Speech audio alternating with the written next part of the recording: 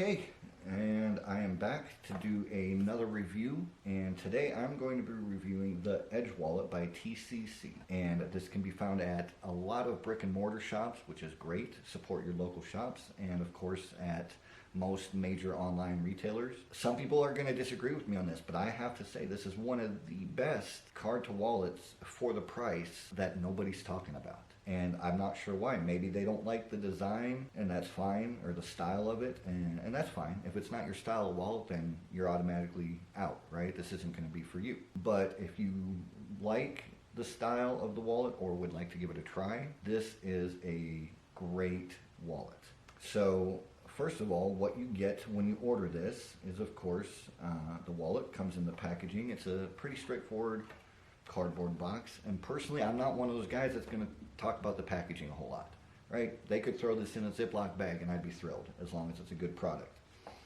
So you open the box, you get your wallet and a link to the online instructions, along with an inner ID holder, and then you also get some envelopes for the signed card to sealed envelope effect.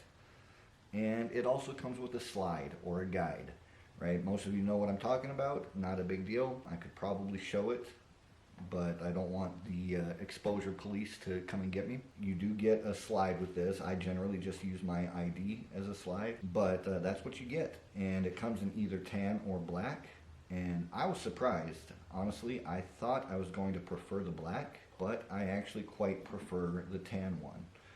And there's one reason I'll discuss later that in particular I prefer this one. The wallet itself is one of these more minimalist type wallets. It is not made of real leather, right? It's fake leather, or to say the trendy thing, it's vegan leather. So it is a vegan leather wallet. The material, I feel, can hold up over time, but only time will tell, and I may do a follow-up video down the road. But for right now, the material itself seems fine, and the stitching on it is surprisingly excellent for the price when I go over that a little bit. This is stitched incredibly well, and I don't see the stitching coming apart at all anytime soon, if ever. Got a snap enclosure, a couple slots for cards, and another slot for a card or ID, depending how you load it. A little pocket here for cash or packet tricks for you magician types out there. And then you have the zippered compartment with the extra card or ID holder inside. And you can keep some extra cash in there too, and it will stay in place just fine. You just have to put it in the right spot. That's the wallet itself. So this thing fits very nicely in the back pocket and even in the front pocket. Because it's a more of a minimalist wallet, it's not going to be a big bulky wallet, and it slides right into the front pocket very comfortably, and of course would work fine in a breast coat pocket inside a suit. So that's the wallet. This is my truly everyday carry. I've got my cards here, extra card there, a little bit of cash.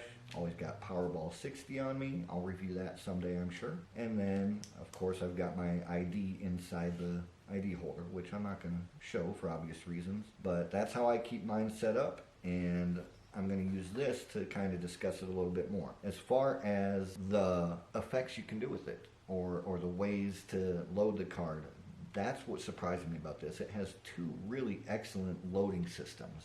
One is for a no palm option. The other is a palming option.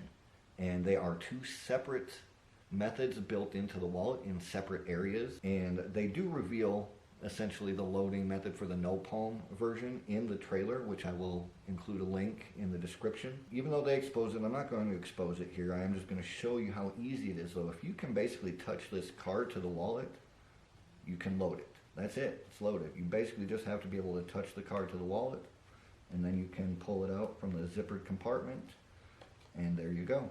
Just that easily. And the palm card to wallet does use the slide and is a little bit more involved, of course, but it is very simple and smooth and works pretty much like any other card to wallet using a slide would work. So the methods built in are really good. Some magicians may have a problem, and have had a problem from what I've read on some of the forums, with that stitching design. Laymen really don't care. They just don't. That's just what I've discovered. What made me switch to this wallet ultimately was the different ways to be able to do it. Maybe there's people in an area where I can't comfortably palm the card to the wallet. Now you have that no palm feature built in. And then also what changed my mind in order to switch to this wallet, because I still think the FPS wallet is hands down the best wallet out there. I really do. And even though I will say a different wallet is the best one, it is not my favorite one for some nitpicky reasons, but this is my favorite. And if they would make one of these out of leather and charge $100, I would hand over that $100 and feel like I got a bargain. So I would love to see these made in leather. But the deciding factor for me was simply asking a number of laymen the simple question: if I could vanish your signed card and it reappear in this little ID area, would that be neat? And they say, yeah, that'd be pretty cool. And then I said, what if I made it appear inside this zippered compartment inside that ID holder? And they all unanimously said that would be absolutely amazing. And a few of them threw in some expletives on top of that. They didn't think there would be a possible way to even do that. So that made me give this wallet a try. And not only did I give it a try, I loved it so much that it's what I keep on me at all times now. So we've gone over the wallet, the way it functions, and now I'm just going to briefly discuss price. I would have paid $50 for this and felt I got a huge bargain, but I didn't pay $50. It retails at $30 at most magic shops. There is one particular online retailer that is selling these for $23, and I'm going to be honest, that's where I got it from. But I'm not here to talk about magic shops, so just search online if you want to, and you'll find out which one it is. But for $23, that's almost a shamefully low price for such a great prop. You can get 3 of these for the price of the FPS wallet, which is amazing. You have no palm method, palm method. They actually teach a peek in the instructions, which is irrelevant. It's not that great, and I don't see too many people using it for that, but that is an option. And then you can reveal it in different ways, all built into a minimalist kind of slimline type wallet for $23 or even $30 is amazing to me. And the method is solid. It really is. It works. It's smooth. It works every time without a hitch. And there is one little thing I want to mention. Because you are dealing with a separate piece than just flipping open a window and the card is there, there is a little extra step in resetting this, right? And so you have to put that ID into the wallet in a very particular way, right? And if you're doing this in a restaurant that's dimly lit, in the black wallet, there's something inside that zippered compartment that you have to see clearly in order to set this reveal up properly. And it's kind of difficult to see on the black wallet. It is not at all difficult to see on the tan wallet. So if you're going to be doing table to table in a dimly lit bar or restaurant, it's absolutely possible to use the black wallet. But you're going to be fiddling around with it a lot more than with this one. With the tan wallet, you're looking at a 5-second reset, 10-second if you're a little bit fidgety. But that is just something to consider about this. And then the teaching is adequate.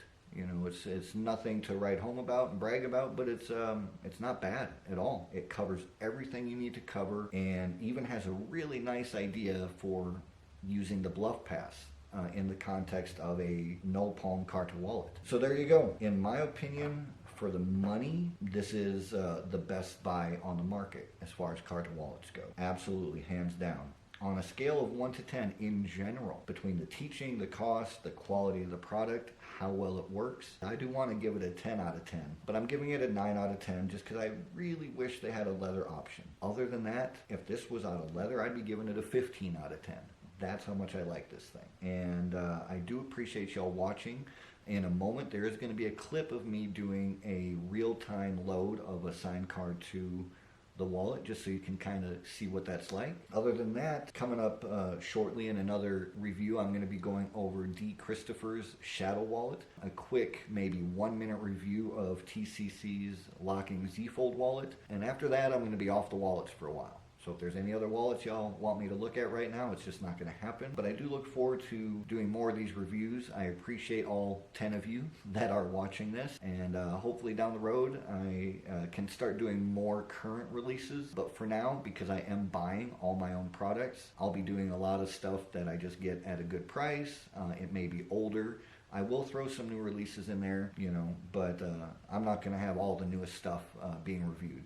So I do appreciate you taking a look, and y'all have a good rest of the day. I'm out.